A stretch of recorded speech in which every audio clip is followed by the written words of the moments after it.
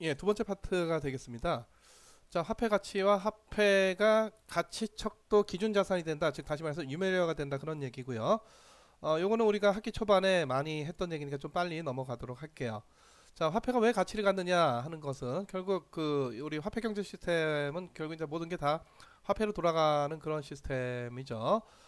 이게 뭐 어떤 그 실물 자산처럼 어떤 물리적인 실체가 있어서 어떤 실체적 가치가 있는 거냐?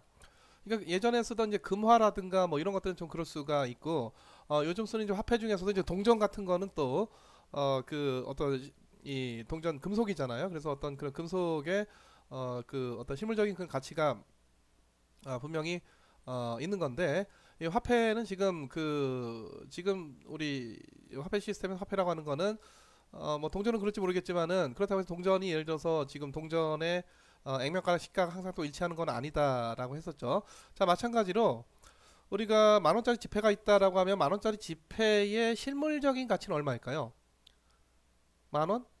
그냥 종이장이니까 우리가 종이장인 거 감안하면은 물론 이제 그게 화폐기 때문에 만 원의 액면가 만 원의 가치가 있고 그게 액면가 만 원의 가치가 있다라고 법에서 강제하는 그런 리갈 텐더 법정 화폐이지만 만 원짜리의 실물적인 가치는 종이장 물론 우리 연습장보다는 훨씬 더 좋은 종이고 좀 특수한 종이고 굉장히 힘들게 만든 그런 그 지폐인 것은 맞지만은 만 원에 훨씬 크게 못 미칠 겁니다. 글쎄 뭐 10원이나 될까요 그게 아무리 뭐 굉장히 비싼 종이라 하더라도. 자, 그리고 그 이 지폐는 또 지폐 말고 우리 예금도 화폐죠. 예금은 그냥 우리 은행 통장에 있지 그 뭐 만져 종이장도 아니고 그냥 전자적 기록인데 이게 어떤 실체적인 가치가 있다. 당연히 실체적인 가치는 없고. 자, 그럼에도 불구하고 왜 만 원은 만 원의 가치가 있고 예금 통장에 찍힌 만 원은 왜 만 원이고 왜 지금 액면가가 물론 이제 요즘 10원짜리, 100원짜리 이런 건 굉장히 싼 금속으로 만들기 때문에 어, 전에 얘기했던 뭐 예를 들어 10원짜리 동전이 뭐 30원의 시가 30원의 어떤 시가를 발휘한다 그런 거는 아니고 벌써 그런 동전들은 다 들어갔습니다. 다 회수돼서 지금 구할래야 구할 수도 없어요. 그런 것들은 만약에 그거 갖고 있으면 굉장히 여러분들이 뭐 굉장히 귀한 동전 갖고 있는 건데 하여튼 그 이 저 실물적인 가치라고 하는 거는 그 기본적으로 없는 거죠. 이 그 화폐가. 자, 그럼에도 불구하고 왜 화폐가 가치를 갖고 있느냐 하는 그 문제를 다루고자 하는 거고 이 얘기는 우리가 학기 초반에도 많이 했던 것입니다. 자, 일단 실물 자산은 실체적인 가치가 있어요. 이게 좀 어떻게 보면 이제 당연하다? 뭐 당연히 그런 것 같은데 또 이게 당연하지도 않은 게 예를 들어 지금 원유 가격이 제로로 막 수렴해 가고 있어. 그러면 원유가 실물적인 가치가 이게 없다는 거야? 그럼 실물적인 가치랑 가격은 다른 거야? 그런 거 아니죠. 예를 들어서 지금 그 결국 이제 수요하고 공급인데 공급이 무한하다. 원유 공급이 무한하다. 예를 들어서 뭐 아무 때나 원유가 뚝뚝 떨어진다. 이러면은 원유는 가격이 제로죠. 그렇죠? 그리고 또 수요가 없다. 원유에 대한 수요가 그런 지금 원유에 대한 수요가 없어요. 경제가 안 돌아가다 보니까 생산활동 자체가 저하되고 공장 돌리는데 그렇게 크게 원유가 필요하지 않은 상황이다 보니까 원유에 대한 수요가 떨어져서 가격이 떨어지는 것이지 원유 자체의 어떤 이 펀더멘탈하게 더 이상 그 이하로는 안 내려가는 그런 어떤 가격이 있다거나 그런 거는 결코 아니겠습니다. 그래서 어떤 그 실물 자산 자체가 실물 재화 자체가 어떤 물리적인 실체가 있고 그 실체 가치가 있는 것은 꼭 당연한 얘기는 아니겠고 당연히 앞서 얘기했듯이 그 가치라고 하는 거는 일단 희소해야 되는 거고 희소해야 되고 또 결국은 이제 우리가 언젠가는 지금 당장 소비를 하든지 지금 자본제가 돼서 나중에 소비를 하게 하는 그런 어떤 원천적인 재화가 되든지 간에 결국 이제 어떤 소비를 통해서 우리가 위틀리티를 만끽할 수 있는 그런 이 자산이어야 되는 거고 자, 또 하나는 그 수요와 공급에 따라서 그 가치 가격이 결정이 되는 것이다. 라고 얘기를 했고요. 자, 주식과 채권과 같은 금융자산 왜 가치가 있느냐? 그 자체적으로는 종이장, 과거에는 종이장이고 최근은 다 전자증권 시스템이니까 다 전자적 기록입니다. 이것도 다.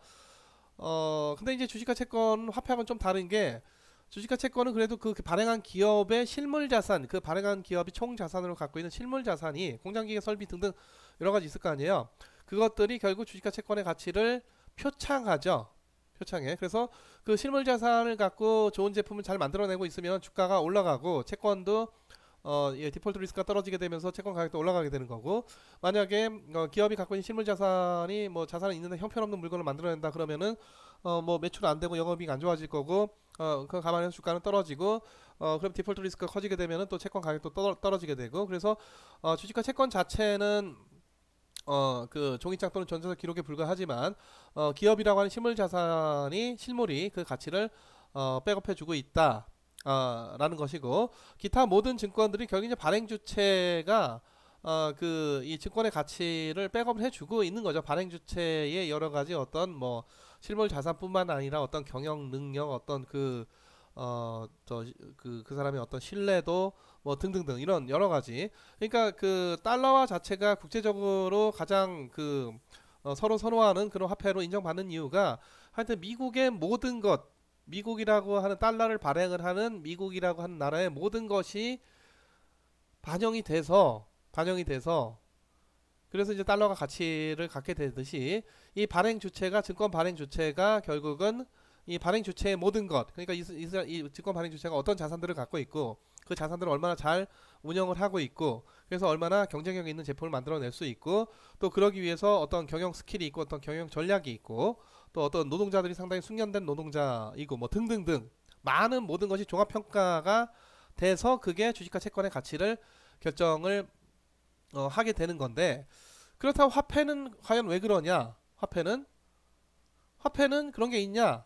자, 화폐는 따지고 보면, 예전에 화폐를 금화로 발행했다 그러면 금 자체가 금으로서의 가치가 있는 거, 굉장히 근본이 시되고, 이 금태환 본위제는 앞서 얘기했듯이 브레튼 우즈 시스템이고, 미국 페드만 금 백업하고 그 이 달러를 그 백업 증서, 금증서로 발행을 하는 거죠. 달러가 처음엔 그래 금증서예요. 그래서 처음에 그 기축통화로 자리 잡게 됐던 거고, 지금 달러가 전 세계적으로 가장 중요하게 쓰이는 그런 화폐라서 기축통화인 게 아니라, 브레튼 우즈 시스템에서 가장 기축이 되면서 기축적이면서 그 달러가 백업이 되는 그런 화폐였기 때문에 이게 기축통화의 지위를 차지를 하게 됐던 건데, 그래서 그때 이 미국 페드가 보관하는 그 금이 그 달러의 가치를 표창 하는 거고, 그래서 결국 이제 페드가 달러를 막 발행하는 게 아니라 금을 그 달러로 들이면서 달러가 발행이 되고, 발행된 이게 오탈자네요. 달러는 페드가 발행한 부채 증권인 거죠. 부채 증권이고, 그 부채 증권의 가치를 결국 뭐가, 이 페드가 보유하는 그 금이, 자산으로 보유하는 그 금이 부채 증권의 가치를 백업해주는 그런 시스템이었고, 그럼 다른 나라 화폐들은 다 태환하지 말고, 금태환 시스템 아니고 다 종이장 이 화폐인데, 환율을 고정 환율로 유지를 하고, 필요에 따라서 협의를 통해 우리가 환율을 적절히 조정을 하자. 이런 게 이제 브레튼 우즈 2차 대전 이후에 미국이 세계 최강국으로 등극하게 되면서 유지가 됐던 브레튼 우즈 시스템인데, 1971년도에 그 당시에 뭐 미국이 이제 여러 가지 베트남 전쟁이라든가 이런 거 다 포함해가지고 미국이 굉장히 어려워지면서, 이걸 뭐 금을 몰래야 몰 수가 없는, 게다가 지금 뭐 미국의 그런 어떤 금태환제가 좀 휘청거리니까 막 프랑스가 우리 빨리 달러 들고 가서 미국 가서 금으로 바꿀 거라고 막 이런 또 위협도 하다 보니까, 그 당시 그 닉슨 대통령이 우리 금태환 이거 안 해, 이렇게 그냥 선언을 한 거예요. 그래서 그야말로 브레튼 우즈 시스템이 붕괴가 됐죠. 자, 그렇게 됐을 때 달러가 그냥 제로로 가치가 수렴하느냐? 그렇지 않았어요. 그래서 그 이후로는 금으로 백업하는 그런 시스템이 아닌데도 불구하고 그러니까 금을 사들이면서 달러를 발행하지 않고 그냥 발행하는 거야. 그냥 발행도 이제 사실 말이 안 되기 때문에 주로 이제 미국 국채를 사들이면서 이 발행을 하게 되는 거죠.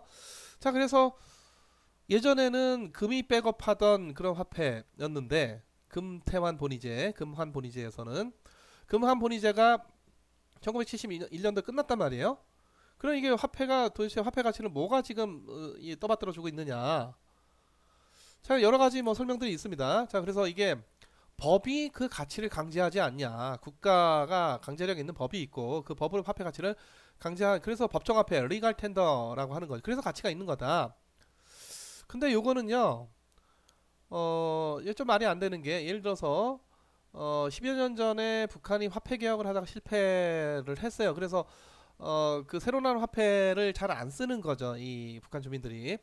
그렇다 보니까 뭐 북한 정부에서 당연히 이 주민들을 총칼로 위협을 해서 철권으로 이거 막 쓰라고 했습니다.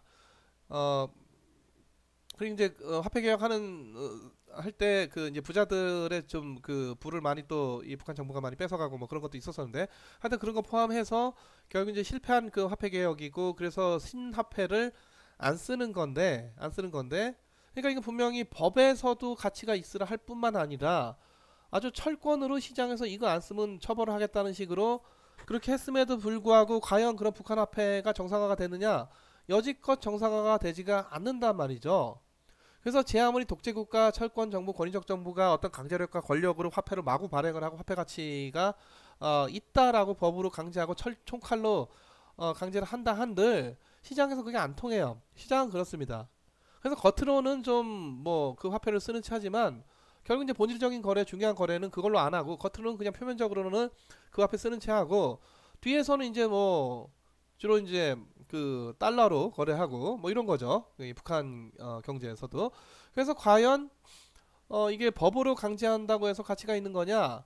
일부 그럴 수도 있지만 이게 완벽한 설명은 못 되는 거고 결국은 그 법을 집행을 하는 그 국가의 어떤에 대한 어떤 신뢰도 또는 이제 국력. 그래서 이제 신뢰도 측면에서는 훨씬 더 이제 어떤 그 독재 국가나 그런 그 국가보다는 또 왕정 국가나 이런 데보다는 주로 이제 민주주의 국가가 훨씬 더 그 국가나 그 정부에 대한 어떤 신뢰도가 높다 이렇게 볼 수가 있는 거죠. 그래서 총체적인 국력, 경제력 뭐 거기에 이제 여러 가지 그 정부의 어떤 재정적인 건전성, 뭐 어떤 법 집행 능력 등등등 여러 가지 모든 게 다 총체적으로 반영이 되는 그게 반영되는 거야. 딴 게 아니라. 무슨 뭐 금이 있고 은이 있고 무슨 백업하는 자산이 뭐가 있고 이게 아니라 이런 모든 국가 어떤 총력 이 모든 것들이 다 반영이 돼서 그 국가가 발행한 화폐의 그 법화의 가치가 있게 되는 거다. 그래서 단지 법에서 가치가 있으라고 해서 가치가 있다는 굉장히 이 설명이 굉장히 낮다고 볼 수가 있고요. 그래서 미국 달러 가치가 왜 있느냐 하는 문제에 있어서 결국 이제 미국 정부를 포함한 미국이라는 국가에 대한 그 신뢰 또는 그 총체적인 국력이 가장 세다고 보는 거죠 전 세계적으로.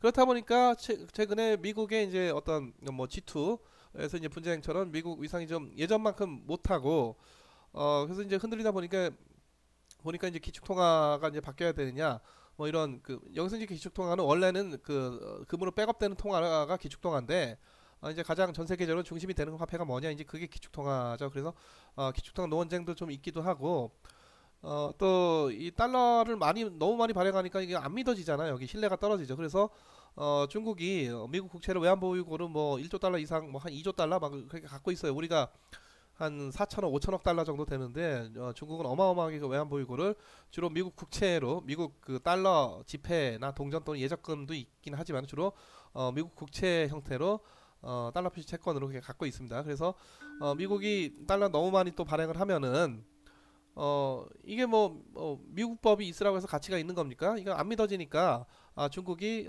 자꾸 이렇게 화폐 많이 발행하면 달러 많이 발행하면은 국채 매각하겠다 뭐 이런 위협을 하기도 했고 뭐 그 와중에 또 양국 간에 또 여러 분쟁들이 있었던 거죠. 자 그래서 앞서 얘기했듯이 결국 정부가 법적 강제만으로 가치를 갖게 할 수 있느냐? 그럴 수가 없다. 일부는 뭐 어느 정도는 없는 것보다 낫겠지만은 그럼 우리가 법에 규정된 법화가 없으면은 우리 사회에 우리 경제에 화폐가 없겠습니까? 뭔가가 있겠죠. 뭔가 나오겠죠. 어찌됐든 간에. 그러니까 지금 우리 원화 같은 경우에는 원화가 완벽하게 제대로 잘 정착이 된 그런 시스템이기 때문에 사실 법에서 뭐 한국은행법이라든가 이런 데서 뭐 법에서 그 화폐 가치가 액면가대로 있는 거다라고 굳이 선언하지 않아도 또는 그걸 강제하지 않아도 뭐 원화가 알아서 잘 쓰이게 될 거예요. 자 그래서 결국은 그 강제만으로는 안 되는 거고 이제 결국 이제 국력이 그 국가의 총체적인 어떤 국력 자체가 이 결정을 하는 건데 그건 상당히 좀 추상적인 문제고 그러면 화폐 발행하면서 예전에 금을 사들이듯이 화폐 발행하면서 아무것도 안 사는 거냐? 그렇지는 않습니다. 그래서 우리가 뭐를 볼 필요가 있느냐 하면은 중앙은행의 대차 대조표, 중앙은행 대차 대조표. 자, 그래서 중앙은행은 일단 우리 한국은행 보면요, 여기가 대변, 여기가 차변인데 일단 무자본 특수법인 자본이 없어요. 자기 자본 없어. 그래서 여기가 전부 다 부채인데 이 부채가 전부 다 뭐 화폐 발행할 때마다 그 발행된 화폐 자체가 부채가 되는. 그래서 이 우리나라 원화라고 하는 거는 한국은행이 발행한 일종의 은행권이다. 이렇게 볼 수가 있어요. 한국은행이라고 하는 특수한 중앙은행이 발행을 하는 어떤 은행권이고 채무증서고 갖고 있는 사람이 이제 채권이 되는 거죠. 채무증서고 또 뭐 어떻게 보면 이제 부채증서고 그렇게 볼 수가 있는 거고. 근데 이제 화폐 발행을 할 때 이걸 그냥 막 발행하는 게 아니라 뭔가를 사들여. 근데 예전에 패드는 금을 사들여서 여기다 이제 금을 쌓아뒀던 거죠. 자기 이쪽 그 자산에다가. 근데 이런 금태환 시스템이 우리가 지금 사라졌고 어느 국가도 금을 사들이지 않습니다. 주로 뭘 하냐 발행하면서 국채를 사들. 그래서 여기 국채가 꽉 차게 돼. 국채가. 그래서 최근에 그 중앙은행의 대차 대조표들 각 국가들 보면 여기에 거의 대부분 뭐가 그 국채가 자기네 정부가 발행한 국채가 이 자산에 들어가 있단 말이죠. 그리고 일부 금도 조금 있고 무슨 뭐 달러도 조금 있고 뭐 그래서 뭐 일부 좀 있긴 있어요. 좀 그래서 완전 국채만 100% 다 있는 건 아니고 하지만 거의 대부분 다 국채가 차지를 하고 있고. 그래서 기계적으로 보자면은 이렇게 발행된 중앙은행이 이렇게 부채증서로 또는 채무증서로 발행된 이 화폐의 가치는 예전에 금이 쌓여 있을 때는 금이 백업한다. 그게 이제 미국의 달러죠. 근데 지금 이제 금이 없고 여기 다 뭐가 있다고 국채가 있으니까 이 국채가 화폐의 가치를 백업한다. 뭐 그렇게 볼 수가 있겠습니다.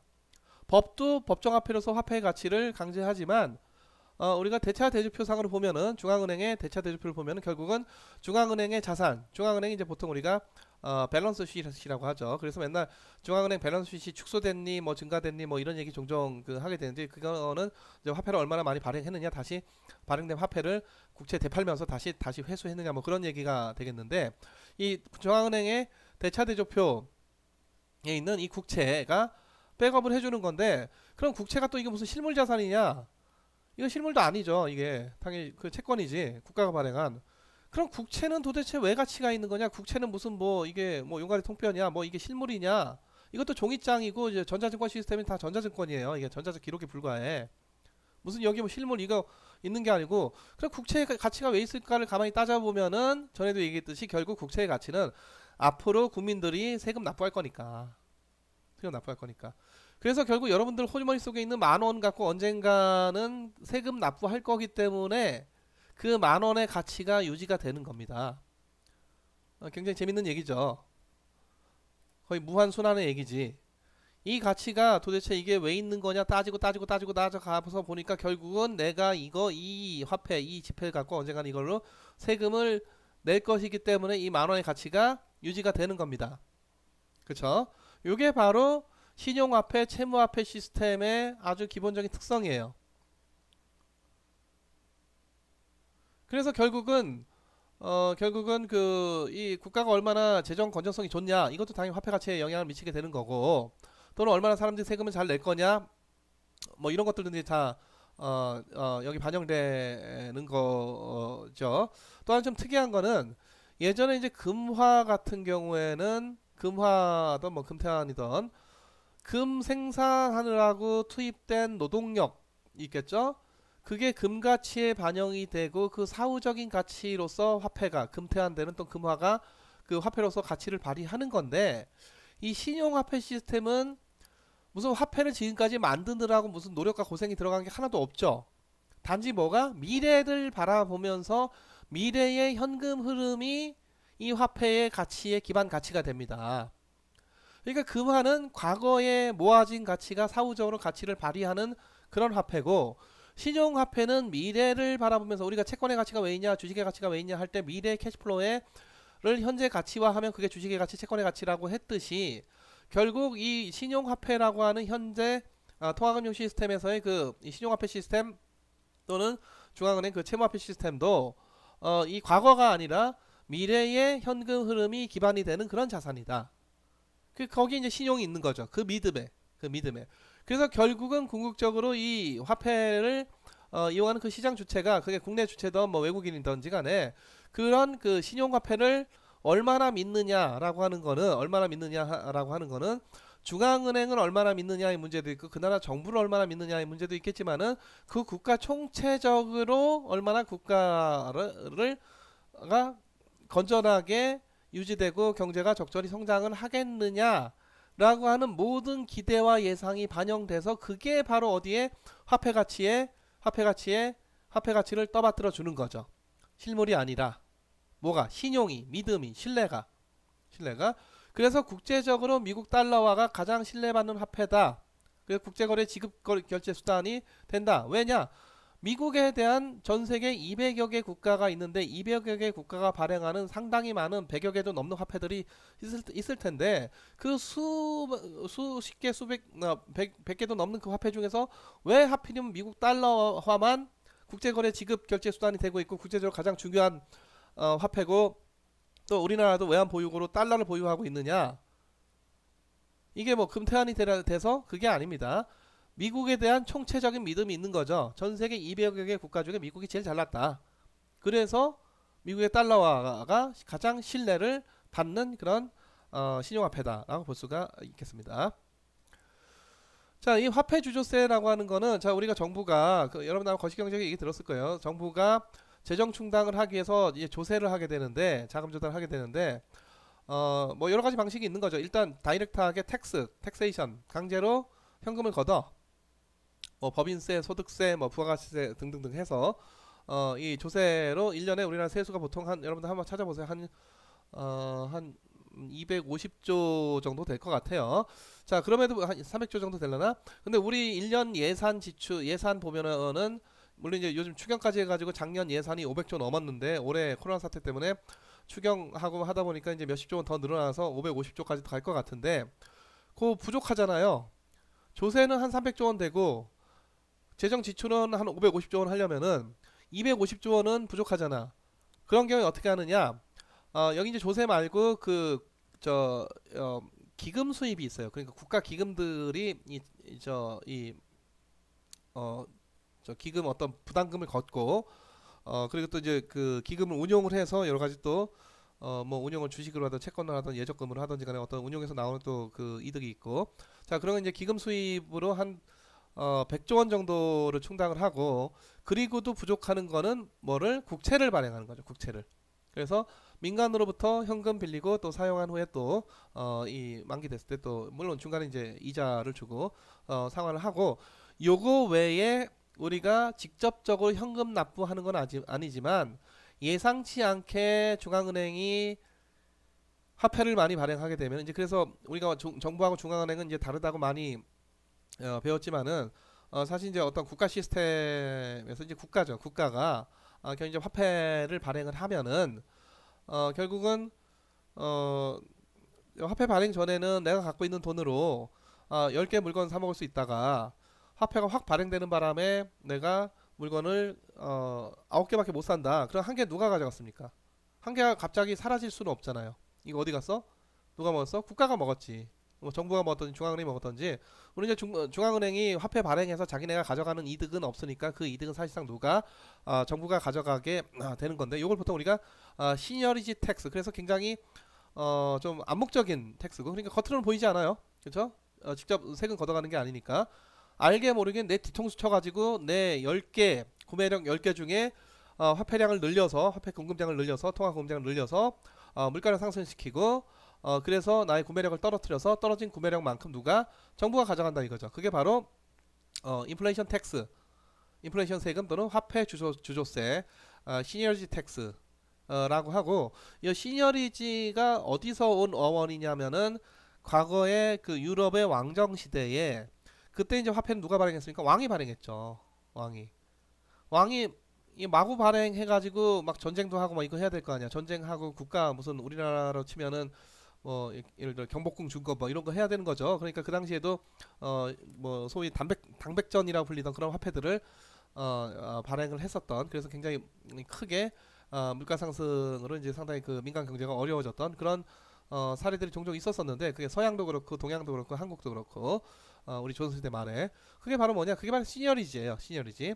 그러니까 이제 시니어리지라고 하는 게 여러분들 아마 영문 찾아보니 일종의 어떤 왕의 권한 뭐 이런 것들일 텐데 그래서 시니어리지 텍스라고 하는 게 벌써 이제 우리 그 현대 민주주의나 어떤 자본주의 경제 시스템 오기 이전에 왕정 시대 왕이 화폐 발행하는 것 자체가 그 왕권을 통해서 그냥 화폐 발행해서 그 이 텍스를 걷는 거나 마찬가지가 되는 거죠. 그래서 예를 들어서 우리나라 조선시대 후기에 그 경복궁 중건을 하면서 임금은 많이 지불해야 되고, 근데 뭐 재원은 없고 하니까 화폐 막 찍어서 그걸로 임금을 지불하니까 그 경복궁 중건에 동원됐던 그 노동자들이 자기가 사실 했던 노동만큼에 상응하는 가치에 굉장히 못 미치게 임금을 받은 거, 명목으로는 상당히 많이 받은 것 같지만 그걸로 들고 가서 이 물건 살 수 있는 게 일당 100이다 이거죠. 100분의 1밖에 안 된다. 그래 당백전이. 그래서 그게 그래서 그 실질 구매력으로 치면은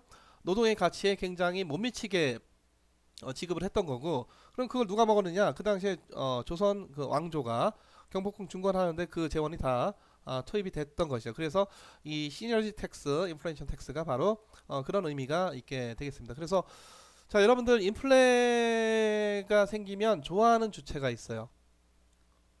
누가 그럴까? 대표적으로 정부와 보험사인데, 왜냐하면 주로 이제 장기로 자금 조달을 하기 때문에 그렇습니다. 장기로 자금 조달을 하면은 앞으로 뭐 10년 만기, 20년 만기, 30년 만기 뭐 이런 거고, 보험사 같은 경우에도 뭐 예를 들어서 65세 됐을 때부터 보험금이 나오고 뭐 70세 됐을 때 보험금이 나오고 뭐 이런 것들이 있잖아요. 자, 그렇다 보니까 지금 정부 입장에서도 물론 이제 자기 약속대로 그 국채를 이표채로 발행을 하고 자기 약속대로 현금 형태로 이자하고 원금을 지불하지만, 결국은 이건 실질 가치로 치면은 결국은 내가 100개 빌려가지고 궁극적으로 내가 결국 정부가 물가가 크게 상승돼서 뭐 30년까지 다 이게 고려를 하면은 결국 30년 후 때 가서 원금 갚을 때 그 원금의 명목 가치는 30년 전 발행했을 때의 명목 가치 그대로 지급을 하겠지만은, 그거의 실질 구매력은 이 발행할 때 30년 전하고는 상당히 떨어져 있겠죠. 그래서 어떻게 보면 이 정부의 재정 그리고 이제 국채 발행해서 운영을 하는 이 재정 자체가 유지가 될 수 있는 기본적인 이유 중에 하나가 뭐에 있다? 인플레에 있습니다. 인플레 그까짓 거 뭐 1, 2년 인플레 뭐 3% 이렇게 올라가지고 그걸로 뭐가 되겠냐? 지금 1년 2년 문제가 아니죠. 이거는 20년, 30년, 50년 뭐 이런 문제들이기 때문에 사실 어떻게 보면은 정부나 보험사가 인플레를 먹고 사는 그런 주체다. 뭐 이렇게 볼 수도 있겠어요.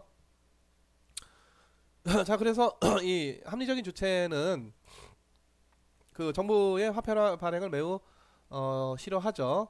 그래서 당연히 그 화폐 발행하는 거에 따라서 피해가 있기 때문에 우리가 앞에 얘기했던 시니어리티 텍스, 화폐 주조세라고 있는 거고, 결국 이제 그 화폐 발행하면서 물가 상승하는 것만큼 결국 이제 그 이 부를 정부가 가져가는 거고, 또 가끔가다 화폐 개혁을 한다 그러면은 사실 이제 우리나라도 종종 화폐 개혁 얘기가 나오는데, 이 화폐 개혁이라고 하는 게 어마어마한 개혁이거든요.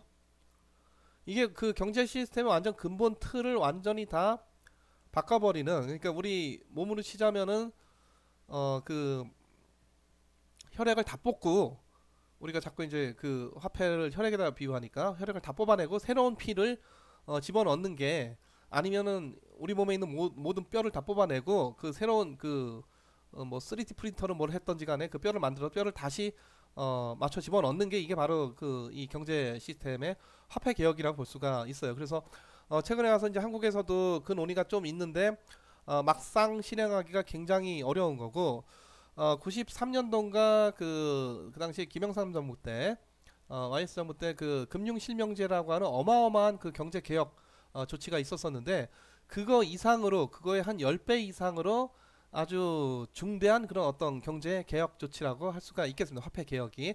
그래서 하기가 쉽지가 않은 거죠. 그리고 또 북한도 앞서 얘기했듯이 화폐 개혁하다 실패했다고 했는데, 이제 그 신화폐 발행하면서 부자들이 가져가는 구화폐 내놓고 신화폐 가져가는 때 그 신화폐 수를 제한을 했어요. 그럼 이거 누가 가져갔냐? 북한 정부가 가져가는 거지. 그래서 하여튼 뭐 이런 것 포함해가지고 이 합리적 경제 주체는 당연히 정부의 화폐 발행을 가만히 있지 않습니다. 그래서 이거에 대해서 항상 합리적으로 기대하고 대비하기 때문에 고전적인 고전학파 경제학, 통화주의 합리적 경제학파에서 특히 리카르도 동등전 이런 데서 보면은, 예를 들어서 우리가 화폐 발행량을 늘렸다 한들 바보같이 거기에 생산과 수요가 반응하지 않는다 라는 것이죠. 그래서 화폐의 통화 완화 정책으로, 통화 팽창 정책으로 경기 부양이 된다 안 된다? 안 된다 라고 하는 게 고전적 경제학 또는 고전학파의 얘기고요. 심지어는 리카르도 같은 경우에는 세금을 깎아도 소비를 안 늘린다고 했어요. 왜? 세금을 깎아서 정부가 언젠가는 세수 때문에 어려워질 거고, 어려워지면 다시 또 그게 세금이 늘어날 것이기 때문에 결국 합리적으로 기대하는 민간 경제 주체가 세금 낮았다고 해서 이게 자기가 어떤 평생 항상 소득의 증가로 인식하지 않는다. 결국 일시적인 소득의 증가에 불과할 것이고, 결국은 이거에 대해서 언젠가는 정부가 회수를 할 것이기 때문에 자기가 항상 소득이 증가하지 않기 때문에 결국 소비를 늘리지 않는다라고 하는 게 리카르도 이퀴벌런트 테오렘이고, 이 리카르도가 뭐 당연히 고전학파 경제학자의 뭐 굉장히 중요한 학자죠. 자, 그래서 지금 계속 이제 지금 코로나 위기라든가 뭐 우리 2008년도 글로벌 금융위기 이후에 어떤 지속된 어떤 경기 침체라든가 뭐 이런 것들 때문에 한국도 그렇고 미국도 그렇고 전 세계 전부 다 저금리를 지속적으로 벌써 10년도 넘게 지금 유지를 해오고 있고, 그래서 지금 뭐 최근에 한국은행도 금리를 더 깎아가지고 아마 지금 아마 기준금리가 0.25%인가요? 0.5%인가? 한번 여러분들 찾아보세요. 굉장히 제로 수준에 가까울 정도로 지금 금리가 낮아진 뭐 그런 상황이고, 지금 물론 뭐 위기 때문에 어쩔 수는 없는 거지만 벌써 그런 게 벌써 10년도 넘었어요. 그래서 결국은 이런 낮은 이자율, 결국 이제 이자율 갖고 이자율 타겟팅으로 인터레스트 레이트 타겟팅으로 이제 그 통화 정책을 하는 건데, 그냥 낮은 이자율에서는 통화량이 늘어나게 되죠. 그래서 통화량이 늘어나게 되면 이제 물가가 상승을 하게 될 거고, 그래서 어떤 영향관계가 있는가 한번 여러분들 생각을 해보시기 바라고요. 자, 근데 이 케인즈는 이 경제 주체들이 그렇게 생각보다 합리적이지 않기 때문에 상당히 좀 스투피드한 면도 있기 때문에 뭐 화폐를 발행을 했는지 이자율을 낮췄는지 높였는지 그런 거 잘 모른다 이거죠. 물론 언젠가는 알게 되겠지만은, 그래서 언젠가 알게 되기 전까지는 그래도 이 화폐 발행에 대해서 속는다는 거예요.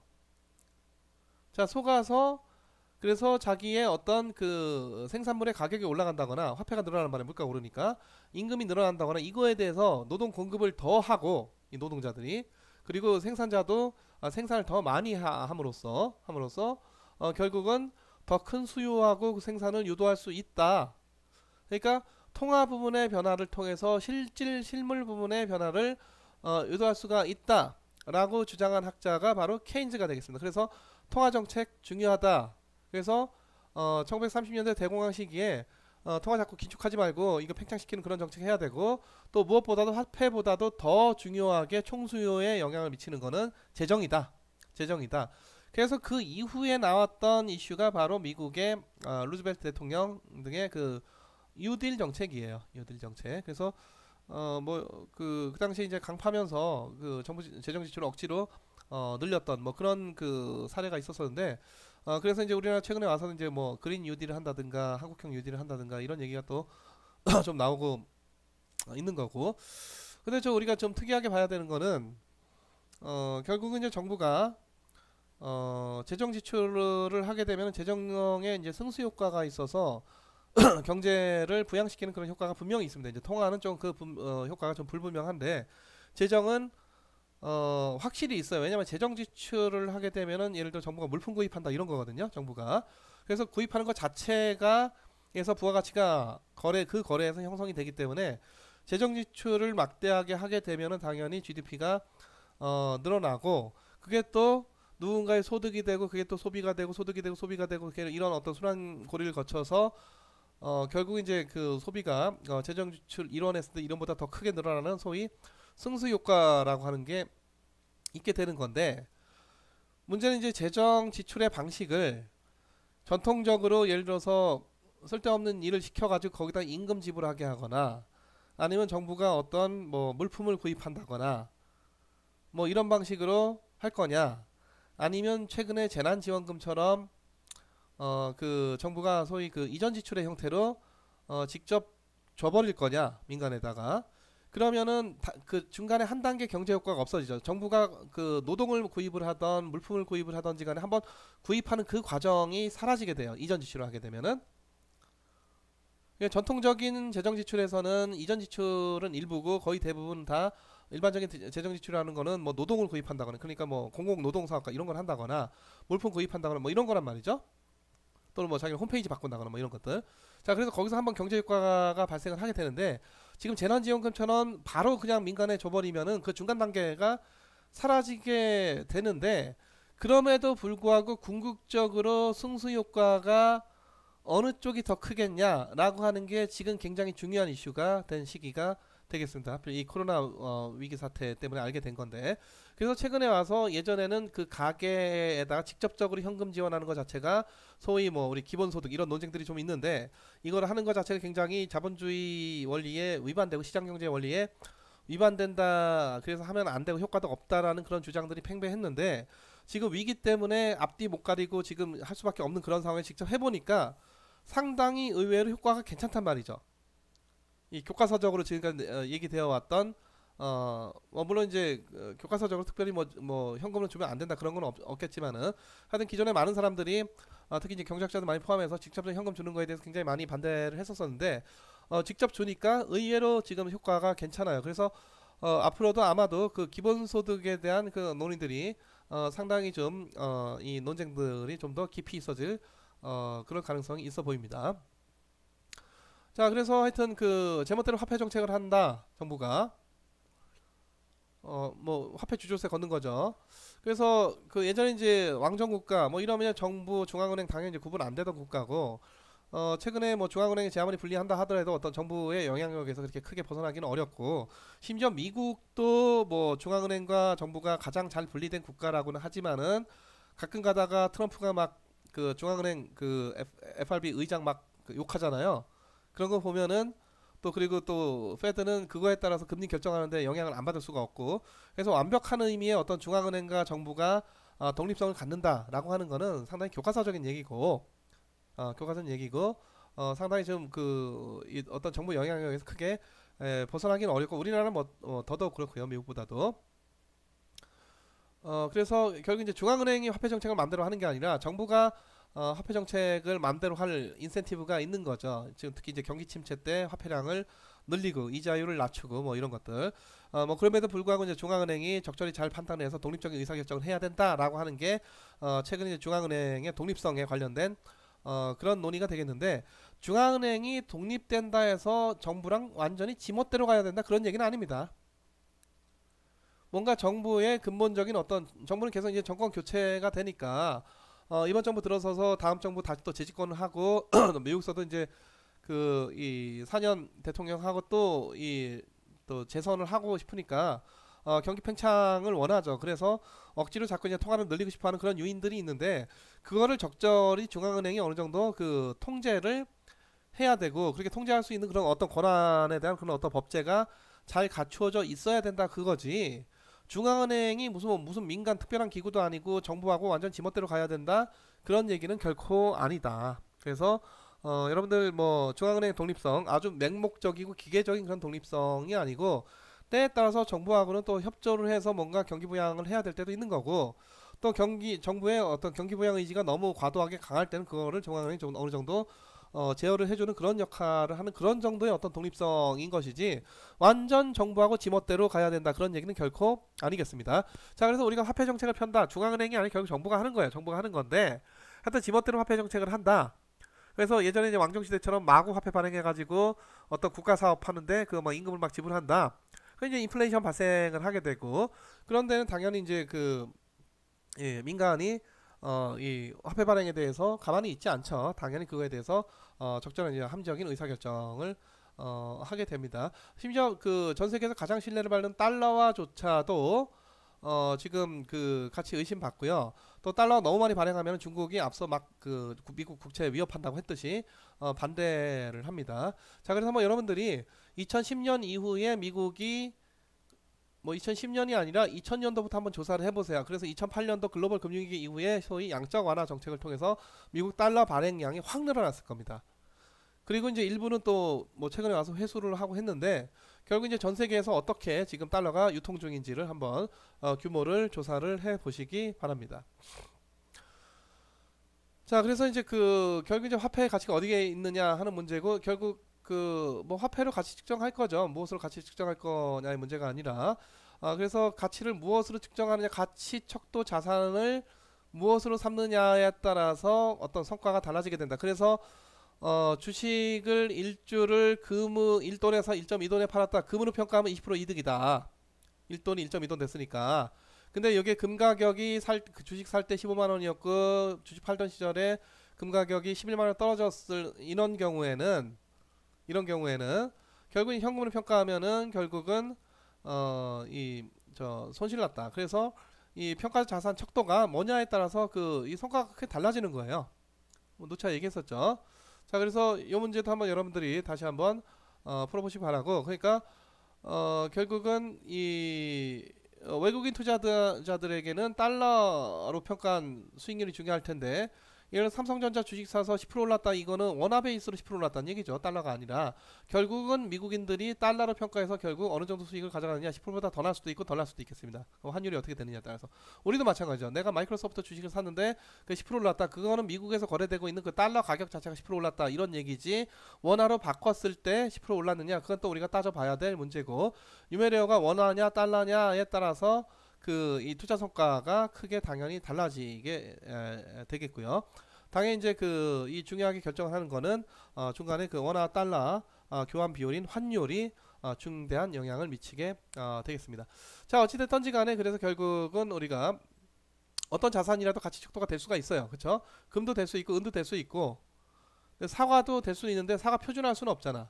금은 몇 그램 이렇게 표준화할 수 있고 다 품질을 동일하게 만들 수가 있는데 사과는 그런 게 불가능하죠. 그러니까 사과도 이론적으로는 그런 표준화가 가능하다면은 가치 척도, 가치 측정의 어떤 자산, 유메레어로 작용을 할 수가 있겠습니다. 그래서 이론적으로 모든 자산 다 가치 척도 기준이 될 수가 있어요. 유메레어가 될 수 있다는 얘기죠.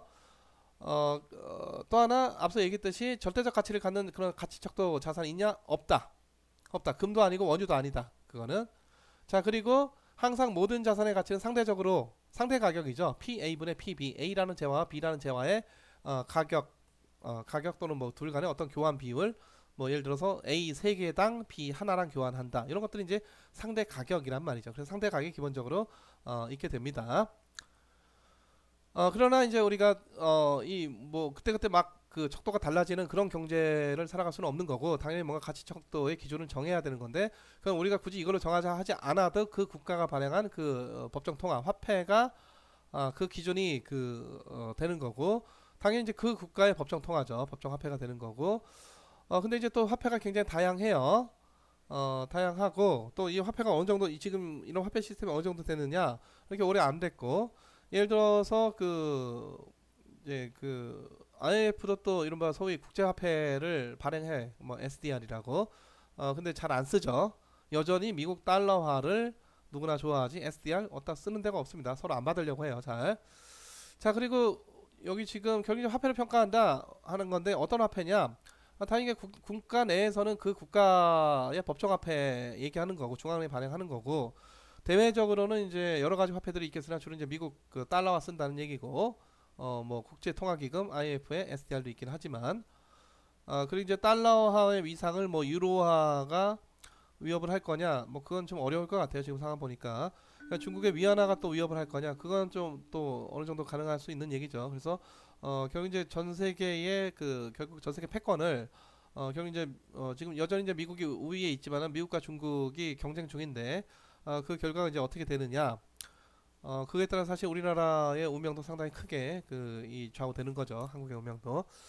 자, 좀 특이하게 홍콩에서는요, 중앙은행이 없고 인가받은 시중은행이 6개인가가 있고, 6개 중에 3개 은행이 화폐를 발행할 수 있는 권한이 있어요.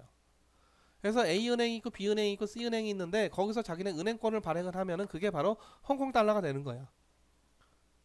그래서 중앙은행이고 화폐 시스템, 이거 굉장히 좀, 이거는 국가마다 우리나라 시스템 같은 그런 걸 항상 다 갖고 있는 게 아닙니다. 다 달라요. 다 다르고, 심지어 일본 같은 경우에는 지폐는 중앙은행이 발행하고 동전은 정부가 발행하고 뭐 이래. 그리고 홍콩에서는 중앙은행 시스템 없고 민간 시중은행이 시중은행 3개가 A은행 신용으로, B은행 신용으로, C은행 신용으로 홍콩 달러를 발행을 한다. 그래서 결국 이제 화폐가 가치 척도가 된다라고 하는 건데, 그 화폐가 또 어떤 화폐냐, 뭐 이런 이슈도 있을 수도 있다는 얘기를 드린 겁니다. 자, 또 하나 이런 가치 척도를 쓰기 위해서 우리가 화폐가 개발되고 이용이 되어 왔던 거고, 자, 우리 일상 경제에서 뭐 알게 모르게 자연스럽게 인식하듯이 우리는 한국인으로서 당연히 모든 가치의 평가 척도를 몇 원이냐, 항상 몇 원이냐 그렇게 묻지. 그 사람 재산이 금으로 몇 돈이야? 그 사람 재산이 원유로 몇 배럴이야? 저 자동차가 뭐 예를 들어 금으로 몇 돈이야? 이렇게 우리가 생각하지는 않죠. 주식 한 주에 얼마냐, 몇 원이냐 이 얘기지, 주식 한 주에 금으로 몇 돈이냐 이렇게 얘기하지 않아요. 그렇죠? 물건 살 때도 그거 얼마예요 하는 게 금으로 얼마예요 이거 묻는 겁니까? 돈으로 얼마예요 이거 묻는 거지. 그래서 알게 모르게 원화로 평가를 하는 건데, 누차 얘기했듯이 이 원화가 어떤 절대 반지가 아니야. 절대적 가치가 있는 게 아니죠. 어쩔 수 없는 선택입니다. 역사적 경험상 뭔가 그런 절대적인 가치를 갖는 그런 어떤 척도 수단이라는 게 나올 수가 없어. 그냥 이렇게 법정 화폐로 하는 게, 그리고 이게 전혀 뒤에 백업이 안 되는 그런 불태환 화폐로 하는 게, 금이 전혀 태환되지 않는 하는 그런 신용화폐 시스템이 그냥 편리한 거예요. 지금까지 해보니까. 그래서 우리나라 기본적으로 원화로 평가를 하는, 근데 우리나라 원화가 잘 신뢰받지 못하는 화폐로 아직까지 정착을 못했으면은 이런 얘기가 좀 불가능하죠. 그러니까 우리나라 어느 지역에서는 예를 들어서 A라는 자산을 화폐로 쓰고, 우리나라 또 다른 어떤 지역에서는 또 B라는 자산을 어떤 화폐로 쓰고, 그래서 또 아까 우리가 그 홍콩 달러 다 다르다고 했었었는데, 다른 화폐들을 쓰는 그런 시스템도 얼마든지 있을 수도 있는데, 어찌됐든 우리나라는 그 해방 이후에 한국은행이 한 3년 후에 출범했고, 처음에는 굉장히 좀 우리 그 화폐 찍는 기술조차도 없어가지고 굉장히 좀 나중에 얘기하겠지만 그때 우리 화폐가 없었습니다. 해방이 됐는데도 불구하고 어쩔 수 없이 일본이 발행한 그런 화폐를 썼었어요. 그 1951년 한국 전쟁 때까지 그런 좀 아픈 역사가 있었었는데, 하여튼 그때로부터 하여튼 우리 그 원화가 지금 별 문제 없이, 지금 우리가 원화로 돈 내밀었는데 우리 원화 안 받아요 이런 데는 없죠. 원화 안 받을 거니까 뭐 지역화폐 주세요 뭐 이런 데는 없죠. 굳이 지역화폐 대신 원화 주면 더 좋아하지 당연히. 근데 단지 지역화폐는 지역 경제를 좀 활성화하는 그런 차원에서 어떤 특수한 그런 그 화폐로 지금 유통이 되고 있는 거지. 기본적인 국내에서 기축통화는 당연히 원화입니다. 그렇죠? 중앙은행이 발행하는 원화고요. 그게 또 잘 정착이 된 건데, 어떤 국가들은 그런 시스템이 잘 정착이 여전히 안 된 국가들 많이 있어요. 그리고 이제 그런 국가들 거의 대부분은 다 자기네 자국 화폐 시스템조차도 잘 정착이 안 된 그런 국가들, 대부분 다 저개발 국가. 그리고 어떤 국가들은 도저히 그게 안 돼서 우리 화폐 없어 하고 소위 달러라이제이션, 그냥 미국 달러를 자기네 화폐로 써요. 뭐 그것도 하나의 방편이죠.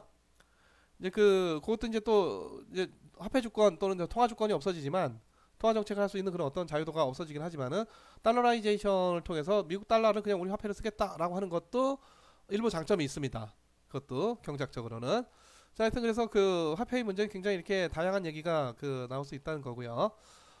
그래서 그 기본적인 원화를 평가하는 게 중요하지만은 뭐 때에 따라서는 달러 평가 또 중요한 경우도 있고, 특히 또 어떤 나라는 자국 화폐에 또 신뢰하지 않으면 막 달러 달라고 그런 다음에 물건 살 때 우리 화폐 안 받고 그냥 달러 달라고도 그러고. 자, 그렇다고 해서 달러가 또 절대적인 가치를 갖고 있냐? 이것도 미국 정부가 발행한 미국이란 국가가 발행한 뭐 정부인지 중앙은행인지 뭐 구별하자면은 중앙은행이겠지만, 법정 발행한 그 채무화폐고 신용화폐고, 또 미국 정부 법이 강제하는 또 법정화폐일 뿐이지, 이 달러화가 역시 무슨 금이나 원유처럼, 금이나 원유도 절대적 가치를 안 갖는데 달러화도 절대적 가치를 가질 리가 없겠습니다. 자, 그래서 정리하면은 경제학에서 결국 달러로 화폐로 명목가치 평가를 기본적으로 하죠. 뭘로 하느냐? 화폐로 합니다. 당연히 화폐가 중요한 그런 평가 가치 척도가 되고, 또 교환 수단이 되고, 가치 평가 척도가 되니까 교환의 수단이 되죠. 물건 하나에 대해서 화폐로 얼마를 지불해라 이런 거래가 가능한 거고, 하지만 이게 경제학에서 바라보기에는 이게 그 화폐는 그냥 금융자산에 불과하고 거래를 원활하게 하는 어떤 교환의 수단에 불과하기 때문에, 물론 이제 또 과연 그러냐에 대한 여러 가지 시각들이 있긴 하겠지만, 그래서 보통 이제 물가로 디플레이트를 해서 실질 단위 측정하는 것을 훨씬 더 중시하죠. 그래서 우리가 경제 성장률이라고 하면 명목 GDP 성장률이 아니라 실질 GDP 성장률을 경제 성장률이라고 합니다. 그게 실질적으로 우리 경제 전체적으로 실질적인 그 재화 측면에서 얼마나 경제가 소득이 늘어났느냐, 이게 바로 경제 성장률이니까 명목 GDP 성장률이 중요하지 않고 당연히 뭐가 실질 GDP 성장률이 중요하게 되겠고요. 자, 그렇다 하더라도 실질 가치 자체는 굉장히 이게 좀 추상적인 이론적인 얘기이기 때문에 명목 가치도 역시 우리가 안 중요한 게 아니라 중요하게 봐야 된다라는 얘기도 했죠. 자, 또 하나, 금융, 즉 현실 경제에서는 특별한 언급 없으면 우리가 무슨 금으로 평가합니까? 우리나라 달러로 평가합니까? 당연히 우리 원화가 가치척도의 기준이 되고, 가치척도의 기준 자산 리메리어가 되고, 또 교환의 수단이 되고, 거래 수단이 되고, 또 가치 저장의 수단이 되고, 뭐 회계 단위가 되고, 뭐 당연히 그런 크게 화폐의 기본적인 기능을 다 하는 거죠. 자, 우리나라에서는 이제 원화 평가, 때때로는 달러화 평가, 아주 때때로는 실물로 평가합니다. 그게 바로 실질 수익률이지. 그렇죠? 그래서 아까 그 정부가 예를 들어서 인플레 먹고 산다고 했는데, 정부가 물가가 올라도 지급하는 액수가 변하지 않는 픽스드 인컴 시큐리티 형태의 국고채 또는 이표채를 발행했기 때문에 인플레는 먹고 살 수가 있는 거고, 만약에 물가 연동 채권 형태로 물가가 오를 때마다 원금과 이자가 같이 올라가는 그런 구조의 물가 연동 채권, 미국의 팁스죠. 미국적으로 발행하는. 그래서 미국 팁스는 많이 발행하고 이제 한국에서는 물가 연동 채권 별로 많이 발행 안 해요. 왜냐하면 정부가 꽤 부담이 되거든. 이게 계속 그 물가 올라가는 것만큼 비례해서 원금과 이자를 더 줘야 되는 거예요. 그래서 이 투자자 입장에서는 실질 구매력에 의한 실질 수익률이 적절히 유지가 되는, 그게 바로 물가 연동 그 채권이 되고, 자, 그런 경우는 이제 원화로 평가라는 명목이 중요한 게 아니라 결국 실질 수익률, 실질 가치로 내가 결국 100개 빌려줘서 몇 개 돌려받는 거냐. 내가 100원 빌려줘서 105원 돌려받으면 5% 이익인데, 내가 그 100원 빌려줄 때는 물건을 100개 사다가 105원 돌려받을 때 105원 갖고 물건을 8개밖에 못 산다. 물가가 올라서. 그런 실질 수익률은 20% 손실이 나는 거죠. 그래서 이렇게 유메리어가 바뀌는 겁니다. 실질 수익률로 평가를 한다는 얘기가. 그때는 나 원화 안 중요하고 뭐가 중요하다? 실물이 중요하다. 구매력이 중요하다. 그래서 기본적으로 당연히 원화로 평가하는 거고, 때에 따라서 실질 구매력으로도 평가를 하고, 때에 따라서 대외적인 문제가 있을 때는 당연히 뭘로 우리가 달러화로 평가를 하는 게 또 중요하겠고, 그리고 또 달러화 평가랑 원화 평가를 서로 연결해 주기 위해서 이 유메리어, 두 개의 유메리어의 교환 비율, 환율, 1달러당 얼마냐 하는 그 환율의 변화까지 우리가 같이 고려를 해 줘야 되겠습니다.